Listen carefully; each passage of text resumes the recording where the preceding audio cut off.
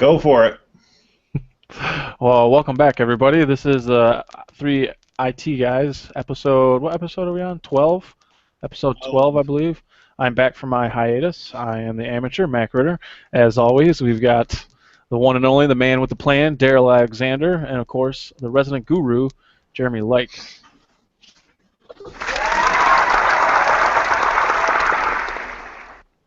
I like it. I like it.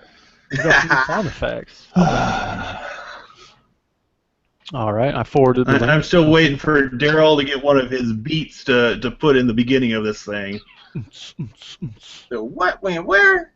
How about just a congratulations on Mac for his graduation and his associate status in this IT field. So he's no longer the Yay. Yeah. Don't I get the clap? Don't I get the round of applause again? Oh yeah, definitely. Do it. Where is it? Woo! It's a round of applause. You guys are ridiculous. That's cool though. I like it. I like it. This Jeremy's favorite one. Wow, wow, wow. Oh, is this the one for when we crack jokes? Yeah, buddy. The answer. I love it. We can't crack no political jokes, so we got to stay away from that. Oh yeah, you don't want to get your wig blown off. Yeah. Wait a minute. Anyway, 3IT guys is back. All three of us. Mac is back. The Mac is back. The Mac attack. Yes. Back. Mac the knife. The guru. Mac the knife. Mac the Ripper. Oh, where am I going? What's our first topic for tonight? I don't know. Who's going first? Who's on first? Not me. I told you I don't even have a topic yet. I'm working on it. I might just chime in on one of your guys's too. I didn't. This devil dog did not come prepared today. So. All right, Daryl, why don't you go first? Okay, I'll kick it off. My first topic is internships and why they are useful.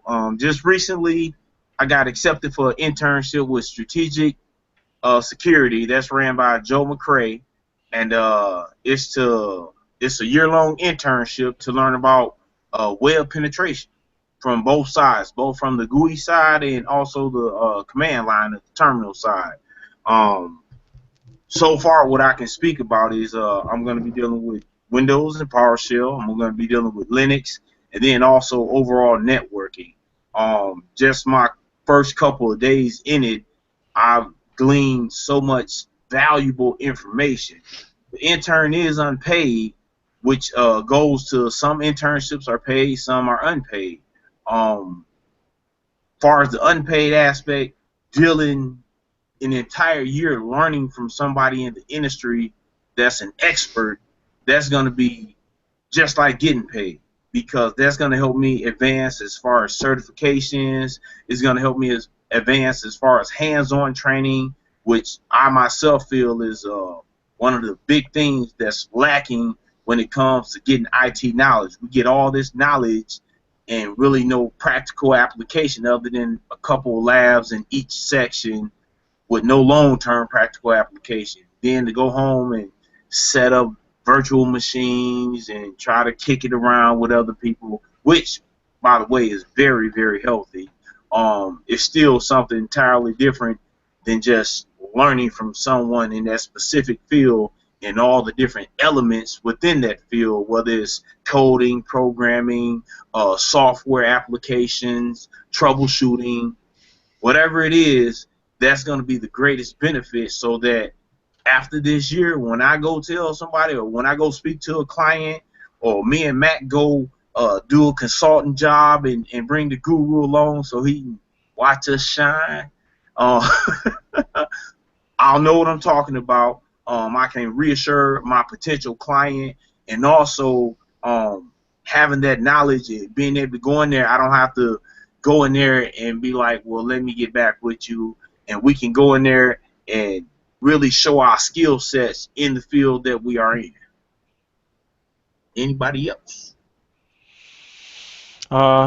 Yeah, I'd have to agree with that. I mean, I'm going through the whole intern thing right now, which, kind of blows, but still going through it, even though I was unofficially promised a job. But the current company that I work for, I'm not going to name any names, but they decided not to renew the contract where we are employed, the school district that we're in. So we're kind of getting the kibosh here at the beginning of the month. So actually, I'm going through my first layoff. So, but it looks like the new guys that are coming in, the new handlers, I don't think I can say their names either right now. But it looks like I'm just going to be swapping handlers, so going from one to the other. But I'm going back in as an intern after I'd already been unofficially promised a full-time spot with the previous company. So that kind of stinks. I got to go back to being an intern, but whatever. So, but During your internship, do you feel that the knowledge you had is going to be applicable and valuable to, just moving forward in the IT field? oh, absolutely. I think hands down, experience trumps.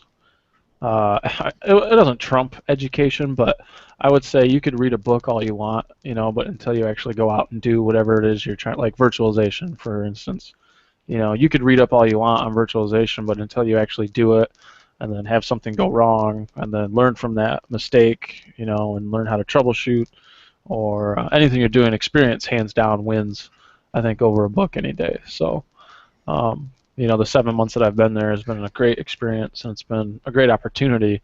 And now I can put that on my resume. I have actual real work experience instead of, Yes. hmm So Right. I definitely think it's important, certainly. I see that on a lot of job applications also.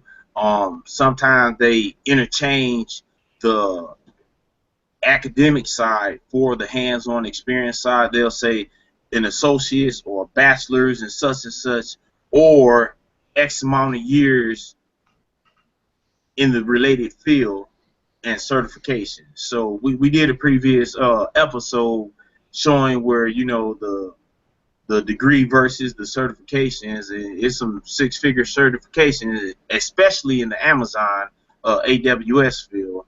So that's something to shoot for, and I truly think it's a combination of both the education and the hands-on.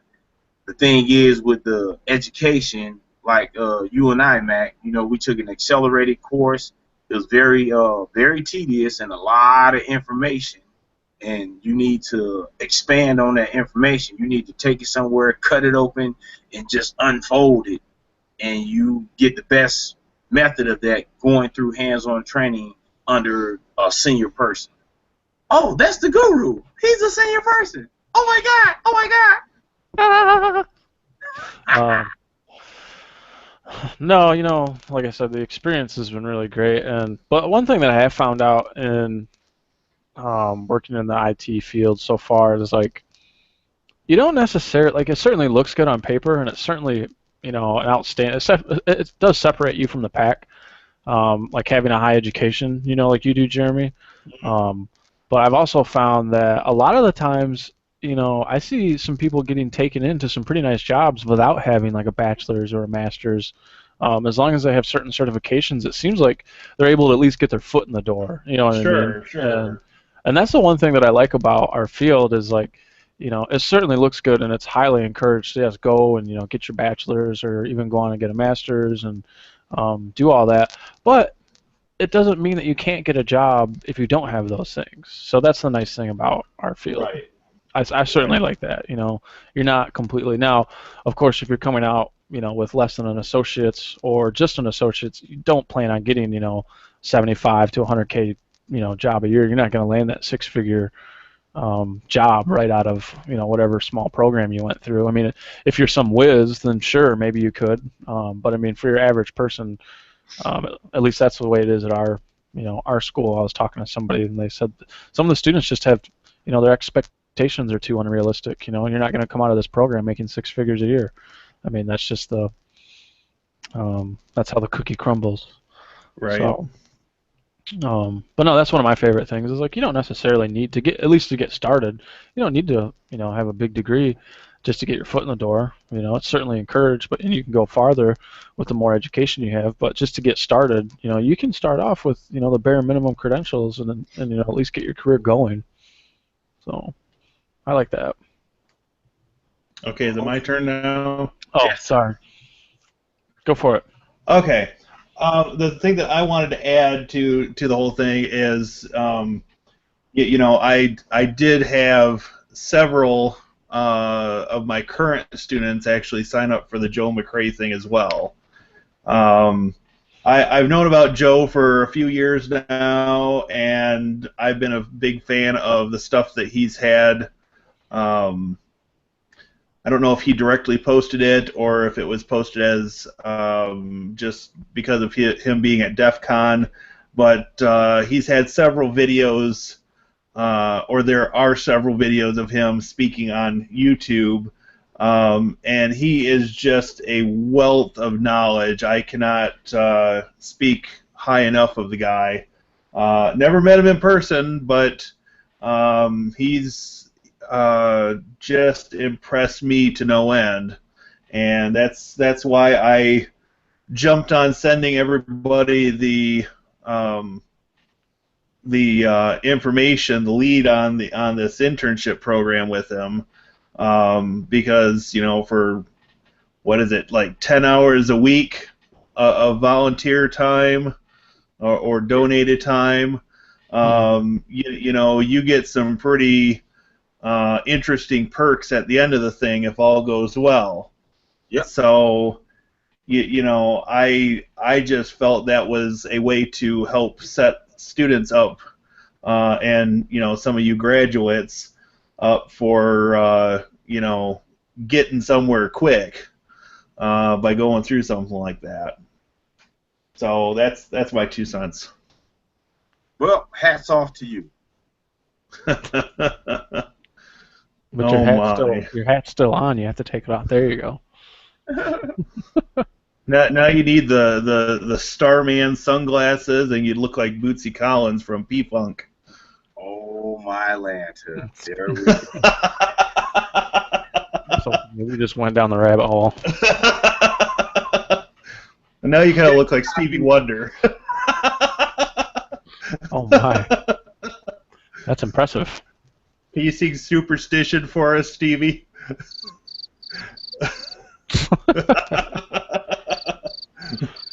Oh No. So, okay, on to the next topic. Who All right. wants second?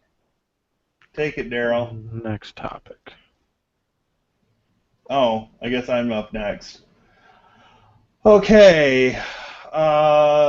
I just wanted to talk briefly about Cybrary. I, as of this morning, completed the penetration and ethical hacking course on Cybrary. I got my handy-dandy certificate of completion here. Isn't that fancy?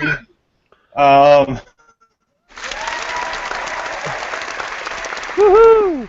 And you know, I still got to go back through the notes at least 1 or 2 more times, but it was a fantastic course. A lot of the stuff I knew about, a lot of tools I'd probably heard about at one point or another, and never really used them all that much. So it was nice getting a little bit of a refresher on that kind of stuff. And the instructor, Leo Dreger, I think it's Dregier, he was entertaining. He obviously knows his stuff, and very much easier to listen to than some of the people that shall remain nameless that do have videos in a product that will remain nameless. Damn gypsies. So I would recommend that course. I am previewing a couple other courses. I don't really want to mention them quite yet. I've started a couple that I have a real difficult time listening to the instructors. Just their voices wear on my nerves, or their style of teaching is just tedious to witness. Big And shout out to Al Tracy. thought we weren't going to mention names. He's the man. So, anyways, the next one that I really want to get into, it doesn't start until the 5th of July, and that's the course on Metasploit, the Metasploit framework. So that will be an interesting thing there to hopefully get in on that at the ground level when they first launch it. So that's my little talk on Cybrary. I think it was 20 something odd hours. Says continuing education units, 20 clock hours, 13 and a half on the certificate. So you did it almost half the time. Yeah. So in a couple of weeks, I've pushed through that course. I don't know, 2.5 weeks, I guess. And I sprung for the $5 for the certificate so I could print it. But Cybrary seems to have a pretty good thing going. It's not quite as polished as something like IT Pro TV, but the price is right at $0. Yes. So, little trade-offs that people make, especially I would find it useful if I were just getting started in the industry and didn't have the monthly stipend to send out to the IT Pro TV guys.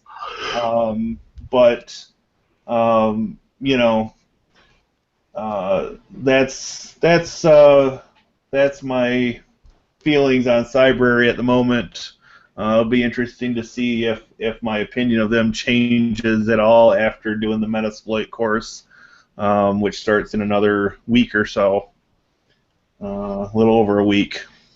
Yeah, I think definitely for being like an open source program like that and being free is just amazing. I mean, it's really cool. I haven't gone over nearly as much stuff as I'd like to by now, but from what I have seen and what I have listened to, it's pretty nice. I mean, it's pretty. I've recommended it to a couple people actually. The student that's been shadowing me where I work, I recommended it to him, and I don't know how far he's gotten into it, but right. One of those. No shot behind you, Mac. No, not today. Not today, but no, he's a really smart kid. I mean, he's really sharp, but he's definitely one of those kids that like he doesn't want to start at a good foundation. He just wants to go straight to the top, and it's like, like I asked him what like AC/DC stood for the other day, and he was like, I don't know. So, like, it's a band. Yeah, like, he's like, you mean the band? Yeah, he did say that, you mean the band? And I'm like, from Australia. Oh, I was like, no, fool. And I'm like, dang, man, alternating current, direct current, like. And he's like, oh, you mean that? And he's like, well, what's the difference? And I was like, oh my god. So it's like, I started making like little questions for him, little questionnaires for him, but then he didn't do like half of them. So I was like, should have told him he need a rectification circuit with some Zener diodes. No, get all that loud noise. No, I was just wanting to like show him really like the basics, but he's not really into it. He wants to like hack the Pentagon or something, and I'm like, dude, I'm not the guy to show you that. And even if I was, I'm not going to jail anytime soon. So right, yeah, I'm not gonna get locked in a little shack somewhere in Guam. I'm very comfortable in the United States. Guantanamo. I like my country. I don't agree with everything the country does or doesn't disclose, but I like my country very much. There you have it. Okay. What's our next topic? Your next one is your study with a buddy. Study with a buddy. Oh yeah, study elaborate with a on buddy. that. Now, unlike before, which some credit need to be shoved, just a little bit of credit to Jeremy.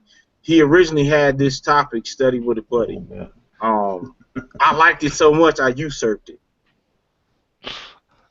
Yeah. You liked it so much you stole it. You took it I right didn't out from steal under it. him. I You stole usurped it. it. I did. I just usurped it. That's all. But study with a buddy. Jeremy put that concept out there. When I seen the title "Study with a Buddy," it might already be out there. I don't know. Maybe he's seen it, but I got it from him. So, first thing came to my mind was when I was going to school after my first semester or class, whatever, and I got off in the IT. I remember getting asked, did I want to be a mentor? I was like, a mentor? I'm going through the course myself. And the way it was explained to me was, well, you're doing good. You're catching the materials. The instructors speak highly of you. You do your homework ahead of time and stuff. So maybe you can help that person that's kind of, a day or two behind to catch up and stuff. So I was like, all right. And they paid me. That was even better. But I was like, all right. So I got introduced to a classmate that had changed careers. He went from the medical field to the IT field. And the guy was like, I don't know how I'm going to catch up. And I told him, I said, well, you put in time, I'll put in time. And he put in time. And he graduated. Bravo. Hats off to Potato. But what I learned about that from studying was studying with Mac, studying with Jeremy, it triggers a thought process that's way different than me sitting at home or trying to bounce ideas or thought processes off those that's not in my field. I've tried it with siblings. I got a sibling that's into finances, and to talk to her about IT is like talking to that wall behind Jeremy. But I love her to death. So studying with a buddy is very unique, whether it's a two-way mentorship, whether you're bouncing ideas off. I go study with Jeremy, and he has more knowledge than me, but I might say something, look up something that might trigger a thought process in him. Some of the stuff we're working on for future demonstrations with our own different little lab setup in virtual environments, it triggers us to research stuff for different software programs and whatnot. I'm studying with Mac. We studying some stuff off Cybrary.it on the some of the A+ certification stuff and things like that. So it's very, very unique. And in college, they have like a couple types of learners. Whether you learn kinesthetically, hands-on, you can learn through reading, you can learn through visual, audio, kinesthetic, and I can't recall the last one. But either way, find somebody to study with. I feel you retain more information, you bounce around ideas, that time is spent around the curriculum you're studying opposed to trying to watch TV and study. I used to have cousins in high school used to try to study and watch a basketball game. And they don't want to miss a shot. They don't want to miss Michael Jordan dunking. And then they look down at the book for 2 sentences. And I'd be like, wow, that's why you had to go to summer school.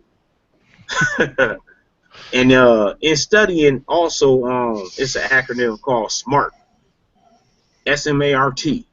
SMART stands for specific, measurable, achievable, realistic, and time-bound. If you want to be a doctor, know what kind of doctor you want to be, and make sure it's achievable, because you're not going to be a doctor if you're scared of blood. You're not going to be a doctor if you can't pronounce acetaminophen or hydrocortisone and stuff like that. You're not a doctor if the sight of taking a scalpel and opening somebody's skin up is going to make you throw up. Realistic. Like me, well, I want to be the president of the United States. That's not realistic. Maybe for Mac, not for me. Well, 30. You got to become 35 first. Then you start shooting. Man, that's some bull honky, man. I don't even. We said we weren't going to talk politics on here, man. I don't even want to get into it because the whole thing just makes me angry. All right. So, and then the last one is time bound. Um, Having time limitations puts things in perspective. Don't say you want to be a astrophysicist and give yourself 50 years, because by then, right. I said I want to be in the IT field, and a year and a half later, I'm in the IT field. I'm a IT business co-owner. I'm an IT intern for somebody, a major player in the game. So my time frame for being in the IT field and being, we're gonna quote Mac word, being, what's your word? What? Relevant. Yeah, Staying being relevant? relevant. Yeah, You better stay relevant before you become irrelevant. right.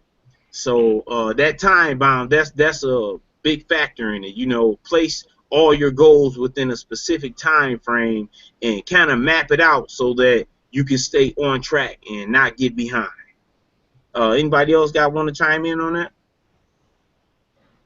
Ooh, excuse me. Oh, that's a chime. Sorry, I'm tired. We always do these at night, and I always get tired around this point. But anywho, no, I think it's good. Like I remember when you and I were going through some classes together. Like I definitely, when you graduated and moved on, I certainly like I had like I think one or two classes left in the diploma program anyway.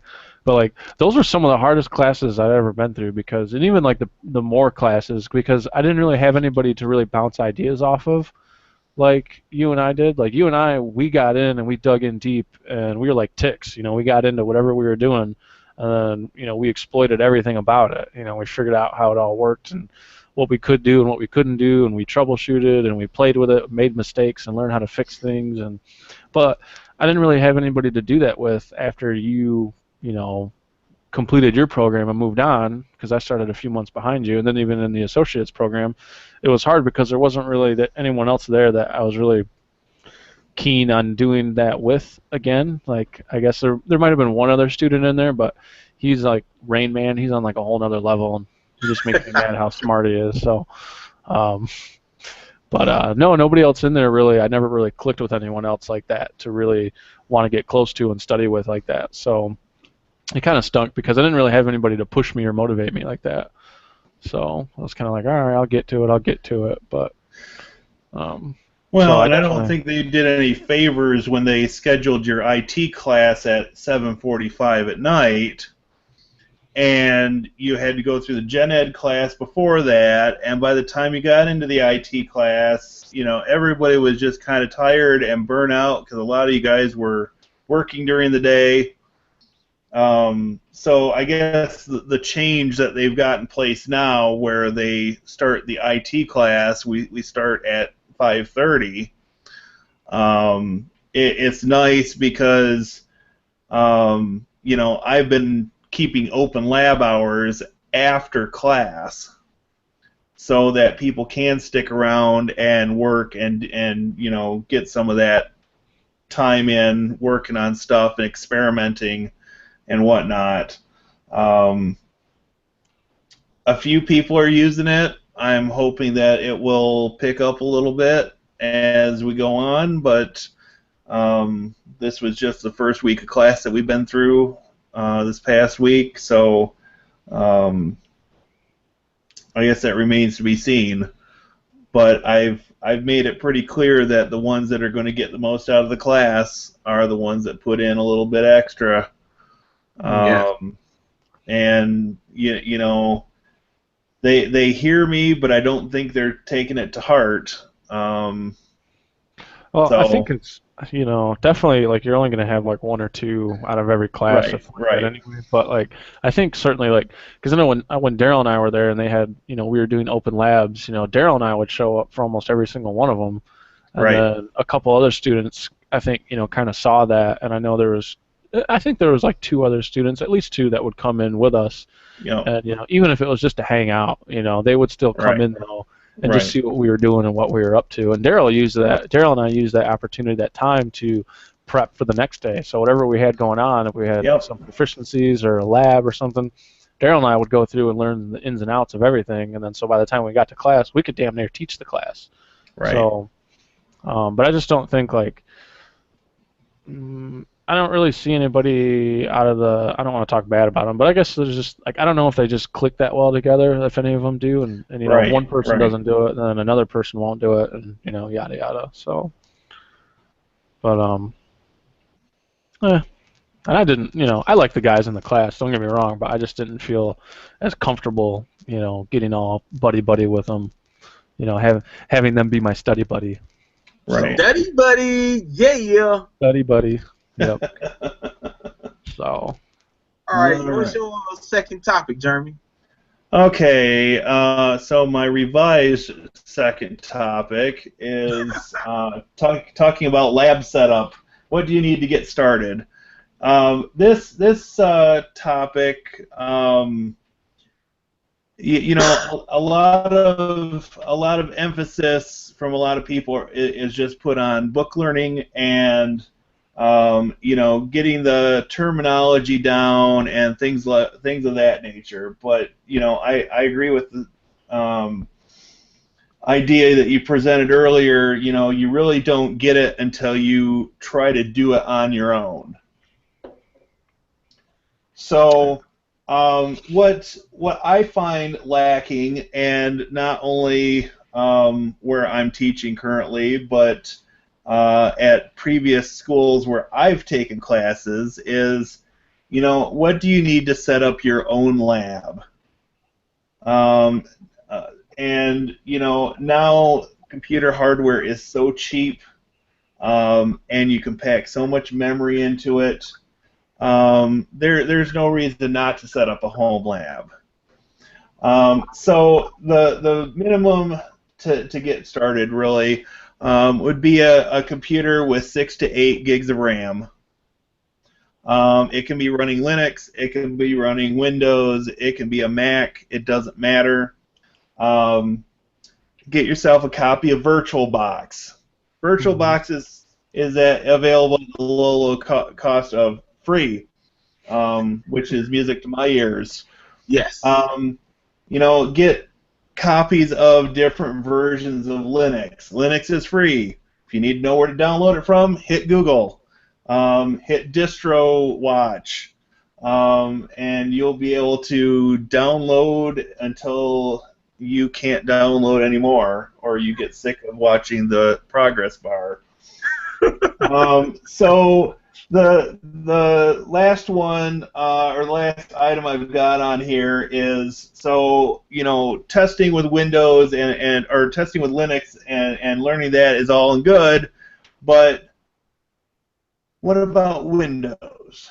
Well, you've got a couple of options. So Microsoft makes available virtual machines preloaded with Windows with different versions of Internet Explorer, and I'm sure Edge, now that's they're trying to position that to replace Internet Explorer, but Microsoft makes these virtual machines available for people to download and use for testing applications. Well, you could grab those and use them for other types of testing as well. So that's one option. The other option would be to register an account with Microsoft TechNet, which is free, and you would be able to download current and technology preview versions of a lot of their software. I'm talking, you know, Windows Server, Windows 10, you know, SQL Server, different things, different products that they've got available. Now, the caveat here is, you know, again, it's going to be a trial version, so, you know, every 30 to 60 days, you're going to have to reload that VM and, you know, start from scratch. So, this is one of those places where when you go to set something like this up, you want to take copious notes on how you're setting it up and be able to duplicate it if necessary at a later date if your 30 or 60 days expires and your testing isn't done. So in a nutshell, that's an easy way to get started with your own lab. You could buy used hardware off from eBay and put some extra RAM in it, and you would have a decent computer for running virtual lab stuff on. So there's no need to go out and buy a brand new box, but if you're so inclined and you have the finances to do so, go for it. The biggest benefit that you're going to get is that the newer stuff is going to be more power efficient. It's not necessarily going to impact the speed that much on a lab environment. It's not like you're going to be testing games or anything like that. The idea is that you just need these systems up and running, and then you can test various aspects of them, whether it's testing some configuration or testing, for pen testing or so that's something that I think people need to think about. I think more emphasis, and I've started putting more emphasis on this, but I think more emphasis needs to be put on things like this early on in a student's program if they're doing a formal education. There are a lot of videos out on YouTube that will walk you through step by step.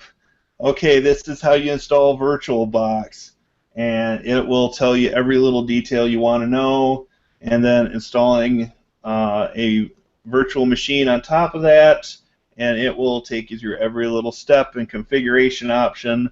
And actually, the documentation for VirtualBox is actually pretty good, which I can't say about a lot of documentation, but it's pretty thorough.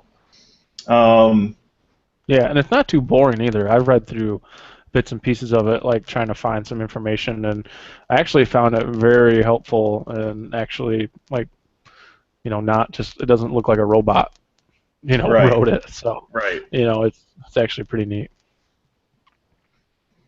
Daryl, you have anything to add to this? Yeah, you mentioned gaming. I had two previous potatoes at the potato factory. They thought they needed to buy literally like a gaming computer with gaming components, processor, whatever, for a virtual box. So I want to just reiterate that you said it can be fairly cheap. You gave the amount of 6 to 8 gigs of RAM. Yeah. Some people, they was getting carried away like they was finna do some gaming. I was like, no. That's when that was before what's name got bought out. Not, was it New Age or what's up? Tiger Direct. Yeah, Tiger Direct. Oh man, do we got taps on here? That's all I wanted to add. A lot of people think them expensive, gaming computers and stuff. No, you don't need that. Don't do it. Save your money. Buy some pizza or something.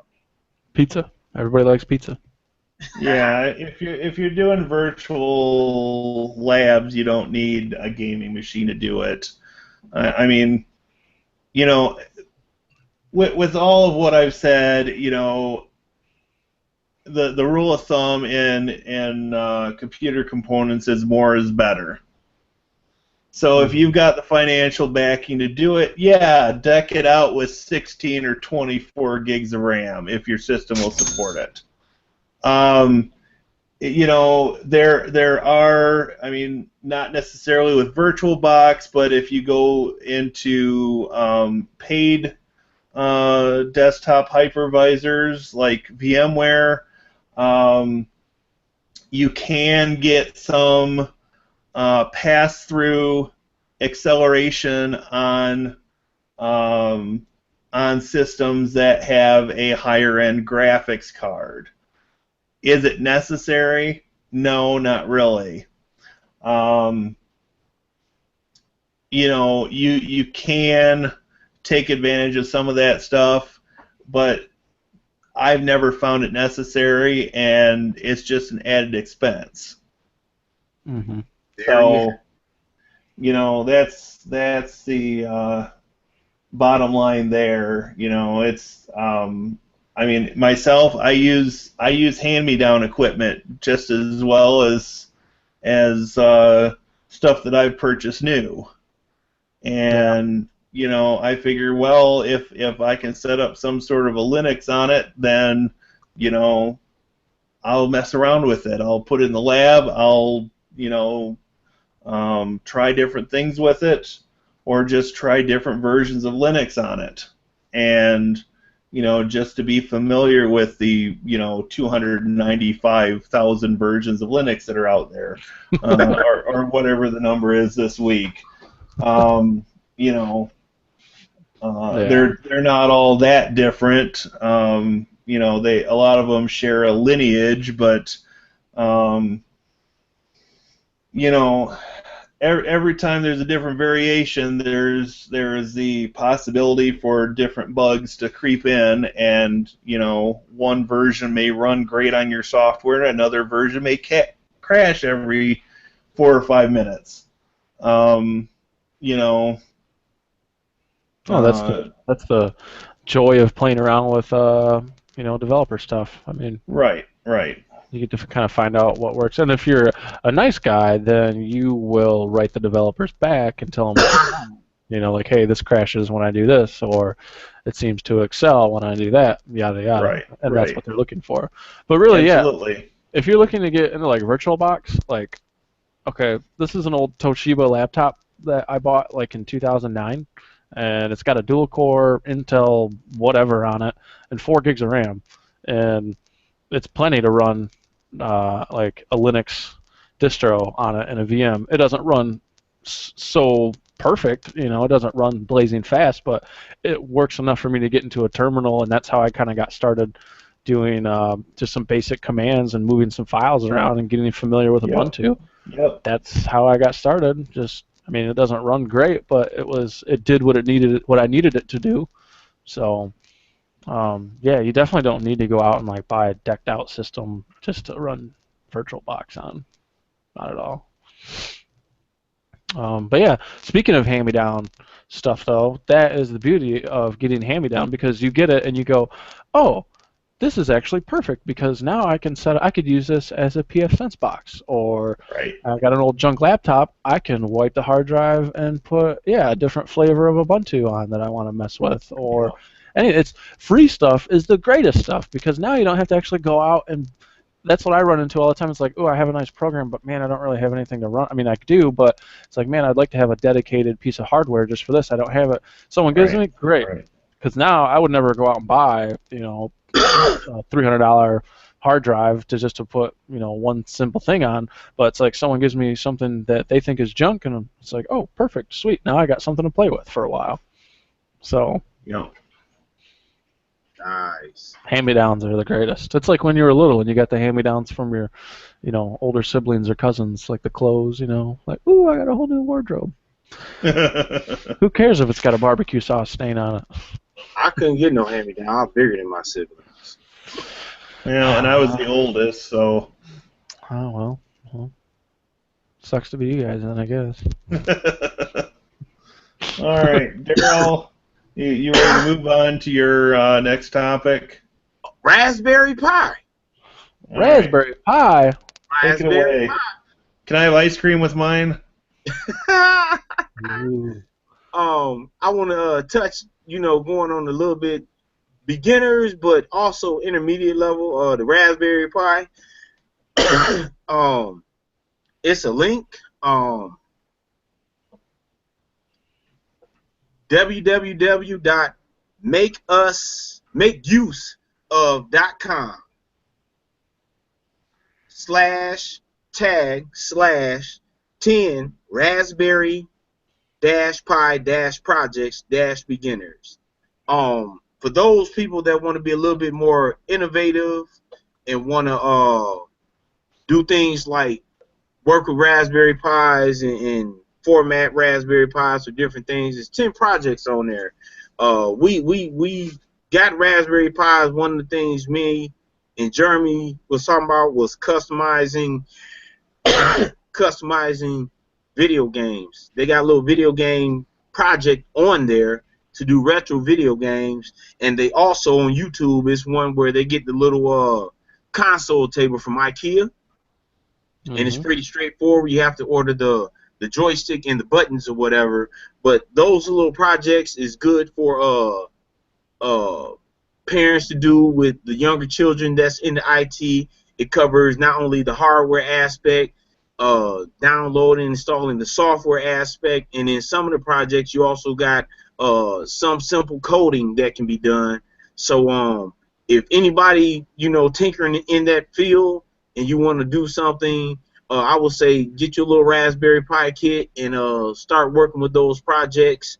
What differentiates that from like an Arduino? Arduino is basically once you get the program and it's burnt on there, that's about it, and that's all it can execute. The Raspberry Pi a little bit more flexible. So if you want to get into that, and even at the beginner level, they got some pretty simple projects where you just gonna download whatever software and install it. I suggest you go check that out, and it's fabulous as a group project also. Anybody else? They're fun to play with, and I don't know how expensive are they now, because somebody was telling me that they are through the roof, and I know you guys got yours for fairly cheap. No, they're $35. Still. Yeah. And the whole kit might be 60, and that comes with the box, the adapter, all types of little gizmos and gadgets. I don't know who was it told me, but I recommended. I asked them if they'd played with any Raspberry Pis yet, and they said, well, they said that they had some 2.0s, but they're looking to get a 3.0. But they said wherever they found it on was like $150 or something. I went, what? Like, I was like, last time I knew you could get them for like $35 to $60 for like a whole kit. Okay, so I am on Amazon.com right now. The Raspberry Pi 3 Complete Starter Kit, 32 gig edition, the Cana kit, which is the Raspberry Pi 3 version of the kit that I got for the Raspberry Pi 2. It has the case, the power supply, the heat sinks, the micro SD card, and they want $74.99 for it. The Raspberry Pi by itself, Raspberry Pi 3 Model B motherboard is $36.86. There you go. Boom shakalaka. So where they were getting $150 from, I don't know, unless they were looking at some ginormous kit that has a bunch of extra stuff that they'll never use. The most expensive kit I see here is $90, and that comes with a bunch of LEDs and a breakout board and different things like that you can start doing projects with. Ooh. But yeah, that's yeah, they're still fairly cheap. I mean, as stock goes up and down, the price is going to fluctuate, especially if you use something like Amazon and you're not going directly through Amazon. If you use one of their third-party sellers, they're going to use that whole supply and demand thing to jack up prices. Oh yeah, because I heard, wasn't it, the education field gets first dibs? I think that's the way it was in the beginning. I'm not sure if that's happening as much anymore, but I know there's always been a limit on how many boards one entity can order at a given time. Right. And I'm not sure if there's still a way for educational institutions to order more at once, or if that applies to them too now. So. Right on, mother father. Wow. Well, yeah, that's all I had to add on my little segment. MakeUseOf.com. Mm-hmm. All right. Raspberry Pi. Get you some. Get you some. All right. So I've got one more topic left, and then we can close this down for the week. So one of the sites that I check on a daily basis, Technibble.com. It's a website that is geared towards people starting an IT business, starting and running an IT business. And a lot of times they'll have interesting articles on there. And this week, one of their articles was on data recovery. And they seem to be, in this article, pimping out an open source tool and kind of, well, frankly, they were crapping on some other commercial tools, software-based drive recovery and maintenance tools, and they specifically mentioned SpinRite. Well, I own a copy of SpinRite. I've had pretty good luck with it. I've salvaged a couple of drives such that I was at least able to pull data off for myself and for others. And so I thought, well, just for the sake of argument, I'm going to submit the URL for this article to Steve Gibson, who happens to be the author of SpinRite. For those who aren't aware, Steve Gibson is on every Tuesday afternoon at 4:30 p.m. Eastern Time with Leo Laporte on twit.tv doing a podcast called Security Now. Mm-hmm. I am a big fan of that podcast. Between the two of them, they are a wealth of information. So I sent Steve a quick email to the show site, and I said, this article mentioned, your product SpinRite, and I just wanted your 2 cents worth on what they had to say about it, and whether you agree or disagree on it. So I have not got a response back directly from him, but if that email should come through, or if he mentions my comments on a future episode of Security Now, then I will be sure to update our listeners here at the 3 IT Guys podcast. I think it would be interesting to see what he has to say about their comments about his product. I kind of question whether the author of that article fully understood SpinRite, or if they only had a very high-level understanding of it. Excuse me.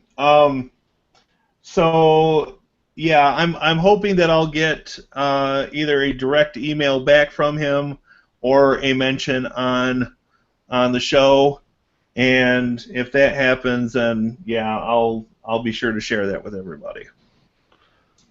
Cool. Thanks, yeah. Yeah, So, I've seen SpinRite actually work in the field. We had a desktop that was just a maintenance. It was an old Optiplex 580 or something like that, and yeah, the hard drive was going bad, and we ran SpinRite on it, and it worked until we could find a replacement. So good. I've seen it work in the field. Yeah, we've used it, and I asked him too, my boss. He said, "Are you going to run a little SpinRite on it?" And he said, "You know it." And bada boom, bada bing, it was good to go. So, yep. I've had good luck with the tool, and I fully recommend it to people. So you know, I hope Steve gets back to working on the update to version 6.1. I know that's been on hold for a while, but now that he's got this other software project he was working on called Squirrel finished, hopefully he'll get back to SpinRite and knock on wood, maybe he'll have that out by the end of the year.